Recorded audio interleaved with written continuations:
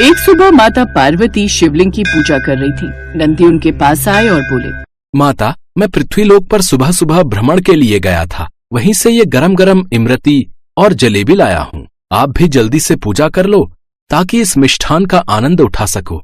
पुत्र नंदी, आज तो मेरा व्रत है। मैं तो ये जलेबी और इमरती शाम को पूजन के बाद ही खा सकती हूँ। एक काम करो, तुम ये जलेबी और इमरती मेरे लिए रख दो। शाम को जब मैं व्रत खोलूंगी तब खा लूंगी। अच्छा, तो आज आपका व्रत है माता। ठीक है, मैं ये रसोई घर में रख देता हूँ। वैसे माता, एक बात पूछूं? हाँ हाँ, पूछो पुत्र। माता, आप ये व्रत क्यों रखते हो, जबकि आप तो स्वयं देवों के देव महादेव को अपनी कठिन तपस्या और पूजा से पहले ही प्राप्त कर चुकी हैं? तो फिर ये व्रत क्यों? नंदी की भोली भाली बातें सुनकर माता पार्वती मुस्कुराने लगी और बोली, पुत्र, मैं यह व्रत महादेव के लिए रख रही हूँ। इस व्रत के द्वारा मैं अपने पति की दीर्घायु और उनके कल्याण की कामना करती हूँ। भक्ति और प्रेम से किया गया ये व्रत हमारे संबंध को और भी मजबूत करता है। तो माता, जब आप निर्जल व्रत रखते हो तो क्या आपको भूख प्यास नहीं लगती? मैंने सुना है आपने शिवजी को पाने के लिए वर्षों तक भूख प्यास को छोड़कर उनका व्रत और पूजन किया था। आपने ये सब कैसे किया माता? नंदी, व्रत रखना आसान नहीं है। इसमें बहुत संयम और धैर्य की आवश्यकता होती है। भूख प्यास सहनी पड़ती है और मन को स्थिर रखना पड़ता है। ये तपस्या का रूप है और हर कोई इसे नहीं निभा सकता। तुम्हें पहले से ही समझना होगा कि इस मार्ग में कठिनाइयां बहुत है। पर तुम आज मुझसे इस विषय पर बहुत ज्यादा ही जानकारी प्राप्त कर रहे हो। कहीं तुम कोई व्रत तो नहीं रखने वाले? जहाँ तक मुझे पता है तुम भूखे तो नहीं रह सकते पुत्र। नहीं नहीं माते, मैं कहाँ भूखा रहने वाला हूँ। मैं कोई व्रत नहीं रख रहा। मैं तो बस ऐसे ही आपसे इस विषय में पूछ रहा था। माता पार्वती की बातें सुनकर नंदी बाबा के मन में भी महादेव के लिए व्रत रखने की इच्छा उत्पन्न हो गई। उन्होंने मन ही मन ठान लिया था कि वे भी महादेव की लंबी आयु के लिए व्रत रखेंगे। उन्होंने सोच लिया था कि वे व्रत करने के लिए तैयार हैं। वे प्रभु के लिए कोई भी कठिनाई सह सकते हैं। इसलिए वे मन ही मन महादेव को याद करके व्रत रखने का संकल्प लेते हैं। यदि माता पार्वती प्रभु की लंबी आयु और परिवार की सुख शांति के लिए पूरा दिन निराहार रहकर व्रत कर सकती हैं, तो मैं भी तो ये व्रत रख सकता हूँ। नंदी बाबा ने सोच लिया था कि वो व्रत करेंगे। अगले दिन नंदी ने चुपचाप अपना व्रत प्रारंभ किया। सुबह सुबह जब सब सो रहे थे, नंदी ने अपने व्रत की शुरुआत की। उन्होंने प्रण किया कि वो पूरे दिन बिना कुछ खाए पिए शिव जी की आराधना करेंगे। लेकिन समस्या ये थी कि नंदी के लिए ये पहला व्रत था। इससे पहले उन्होंने कभी भी भूखे प्यासे रहकर कोई व्रत नहीं किया था। जैसे जैसे दिन बीतने लगा, नंदी को भूख सताने लगी। उनके पेट से आवाज आने लगी और सिर में हल्के चक्कर आने लगे। बाकी सभी शिवगण उनसे बार बार भोजन के लिए आग्रह कर रहे थे। क्या बात है नंदी, आज तुम्हें भूख नहीं लगी? तुम तो सबसे पहले ही भोजन के लिए उपस्थित हो जाते हो। आओ ना, हमारे साथ भोजन करो। नंदी, तुम्हारा स्वास्थ्य तो ठीक है ना? आज तुम कुछ खा पी नहीं रहे हो? हाँ माते, मेरा स्वास्थ्य बिल्कुल ठीक है। बस मुझे भूख नहीं है। आज मैं थोड़ा पेट को आराम देना चाहता हूँ। बहुत ज्यादा बढ़ गया है। वो तो है, पेट तो तुम्हारा बढ़ ही गया है। अच्छी बात है, थोड़ा वजन हल्का हो जाएगा। ये व्रत इतना कठिन कैसे हो सकता है? माते रोज कैसे कर लेती हैं? मुझे तो भोजन देखकर ही मुंह में पानी आ रहा है। पेट में चूहे दौड़ रहे हैं। नहीं नहीं, मैं ये व्रत पूरा अवश्य करूंगा। प्रभु के लिए मेरी भक्ति कम नहीं हो सकती। माता पार्वती भी नंदी बाबा को इधर उधर परेशान घूमते हुए देख रही थी। फिर वो अपने दूसरे कार्यों में लग गई।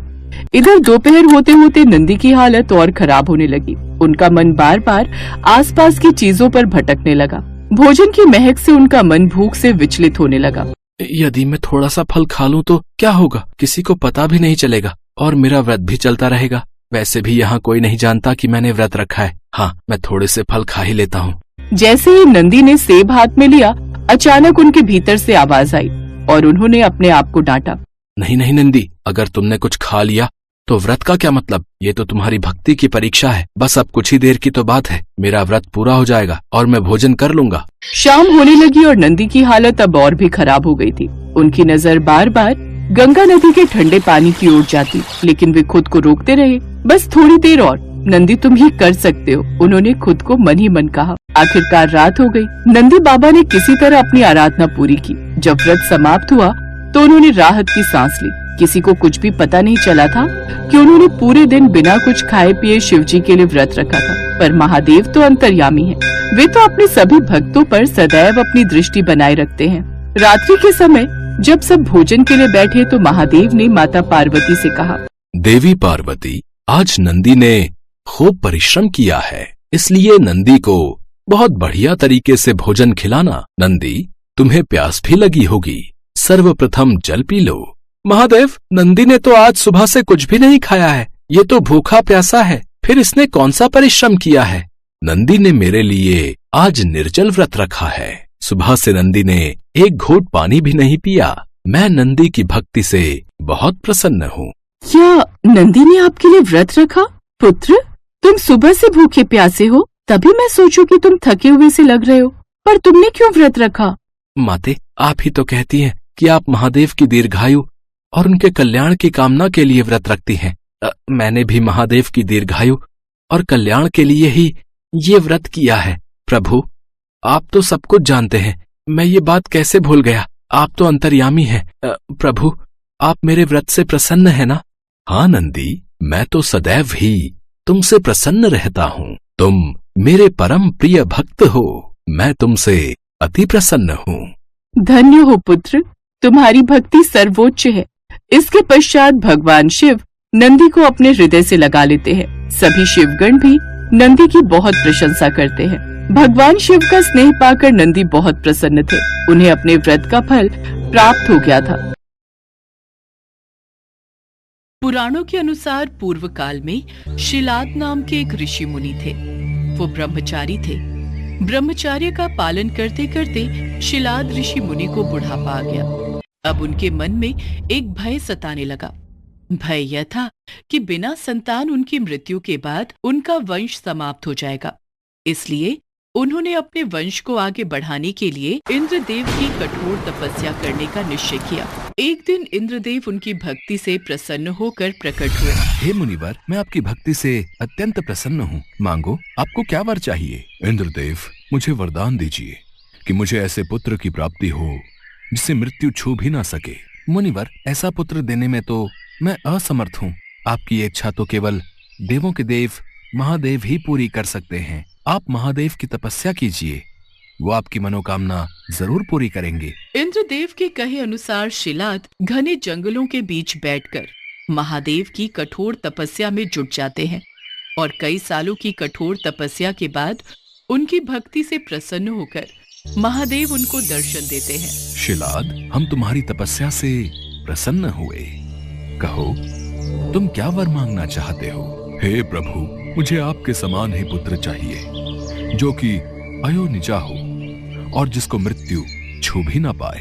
ये सुनकर महादेव मुनि शिलाद से बोले, हे मुनिवर, यूं तो मैं सारे जगत का पिता हूँ, फिर भी तुम मेरे पिता बनोगे। मैं तुम्हारा अयोनिज पुत्र होऊंगा तथा मेरा नाम नंदी होगा। इसके बाद महादेव अंतर्ध्यान हो गए। फिर ऋषि मुनि भी खुशी खुशी अपनी कुटिया में चले गए। कुछ समय बाद शिलाद भगवान शिव के नाम से यज्ञ कर रहे थे। उसी यज्ञ कुंड से एक बालक उत्पन्न हुआ। उस बालक का मुख बेहद ही मनमोहक और लुभावना था। वाह, कितना मनमोहक और सुंदर अंश है मेरे शिव का। अब तो ऋषि शिलाद की प्रसन्नता का कोई ठिकाना ही नहीं था। वह उसे अपने साथ घर ले आए और उसका लालन पालन करने लगे। देखते ही देखते नंदी बड़ा हो गया। 5 साल का होते ही शिलाद मुनि ने नंदी को संपूर्ण वेदों और अन्य शास्त्रों का भी अध्ययन करवाया। और फिर जब वो 7 वर्ष का हुआ तो एक दिन ऋषि शिलाद के घर मित्र और वरुण नाम के 2 सन्यासी आए। ऋषि शिलाद की आज्ञा से नंदी ने दोनों सन्यासियों का खूब आदर सत्कार किया, उन्हें भोजन कराया। खाइए मुनिवर, खाइए। अगर आपको किसी और चीज की भी आवश्यकता है तो मुझे बताइए। नहीं नहीं, हमारा पेट भर गया, हमें और कुछ नहीं चाहिए। आपका बहुत बहुत शुक्रिया। ऋषि शिलाद के घर मिले इस सेवा भाव से दोनों सन्यासी अत्यधिक प्रसन्न हुए। जाने से पहले दोनों सन्यासियों ने शिलाद ऋषि को लंबी उम्र और खुशहाल जीवन का आशीर्वाद दिया और नंदी को बिना आशीर्वाद दिए ही जाने लगे। अगर आप बुरा न मानो तो मैं ये जान सकता हूँ कि आपने मुझ बूढ़े को तो आशीर्वाद दे दिया, लेकिन मेरे बेटे नंदी को नहीं। तब सन्यासियों ने बताया, हमें ये बात कहते हुए बेहद ही दुख हो रहा है, लेकिन सच तो यह है कि नंदी अल्पायु है, अर्थात उसकी आयु बहुत कम है। हाँ मुनिवर, उसके पास केवल 1 वर्ष का ही समय है। आपके इस पुत्र की आयु बहुत कम है, इसलिए हमने इसे कोई आशीर्वाद नहीं दिया। उन दोनों सन्यासियों की बातें सुनने के बाद अंदर जाकर शिलाद ऋषि नंदी को गले लगाकर फूट फूट कर रोने लगते हैं। तब नंदी अनजान बनते हुए उनसे पूछते हैं, पिताश्री, आपको ऐसा कौन सा दुख आ पड़ा जो आपका शरीर इस तरह कांप रहा है और आप फूट फूट कर रो रहे हैं? पुत्र, सन्यासियों ने बताया कि तुम अल्पायु हो और इस बात से मैं बेहद दुखी हूं। तुम ही बताओ, मेरा ये दुख कैसे दूर होगा? पिता के मुख से ऐसी बातें सुनकर नंदी हंसने लगता है और कहता है, आपने मुझे स्वयं भगवान शिव के आशीर्वाद से पाया है, तो मेरे इस जीवन की रक्षा भी भगवान शिव ही करेंगे। आप इस बात की बिल्कुल भी चिंता न करो। फिर अगले दिन नंदी अपने पिता से आज्ञा लेकर महादेव की तपस्या करने के लिए भुवन नदी पर चले गए और वहां पहुंचकर वो नदी किनारे बैठकर शिव जी की कठोर तपस्या करने लगे। बालक नंदी की कठोर तपस्या देख महादेव कुछ समय बीत जाने के बाद नंदी के समक्ष प्रकट हुए, परंतु जब नंदी ने महादेव को देखा तो वो भूल ही गए कि वो लंबी उम्र के लिए तप कर रहे थे। तत्पश्चात महादेव ने कहा, नंदी पुत्र, मैं तुम्हारी तपस्या से बेहद ही प्रसन्न हूँ। मांगो, तुम्हें क्या वर चाहिए वत्स? प्रभु, मैं ताउम्र आपके सानिध्य में रहना चाहता हूँ। मुझे सदा के लिए अपने चरणों में जगह दे दीजिए। हे शिलानंदन, तुम्हें मृत्यु का भय कहाँ? तुम तो मेरे ही समान हो। तुम अजर अमर बनकर सदा मेरे संग ही रहोगे। तुम पर सदा मेरा प्रेम बरसता रहेगा। मेरी कृपा से तुम पर जन्म मृत्यु अपना प्रभाव नहीं डाल सकेंगे। तत्पश्चात शिवजी ने पार्वती माता से कहा, हे देवी, मैं नंदी का अभिषेक करके इसे गणाध्यक्ष बनाना चाहता हूँ। इस विषय में आपकी क्या राय है? महादेव, आप नंदी को गणाध्यक्ष पद प्रदान कर सकते हैं, क्योंकि परमेश्वर यह शिलानंदन मेरे लिए पुत्र सरीखा है। इसलिए नाथ, ये मुझे बहुत ही प्यारा है। महादेव ने अपने अतुल बलशाली गणों को बुलाकर उनसे कहा, गणनायकों, आज से ये नंदीश्वर तुम लोगों का स्वामी होगा। मैं धन्य हो गया प्रभु, मैं धन्य हो गया। इस प्रकार नंदी के समर्पण से प्रसन्न होकर भगवान शिव ने नंदी को पहले अपने गले लगाया और उन्हें बैल का चेहरा देकर उन्हें अपने वाहन, अपने गुणों में सर्वोत्तम के रूप में स्वीकार कर लिया। और तभी से शिव जी की मूर्ति के साथ नंदी की प्रतिमा भी स्थापित की जाती है। ऐसा माना जाता है कि शिव जी तो हमेशा ध्यान में लीन होते हैं, वो हमेशा समाधि में रहते हैं, इसलिए नंदी के कानों में बोलकर उनके भक्तों की आवाज उन तक नंदी ही पहुंचाते हैं।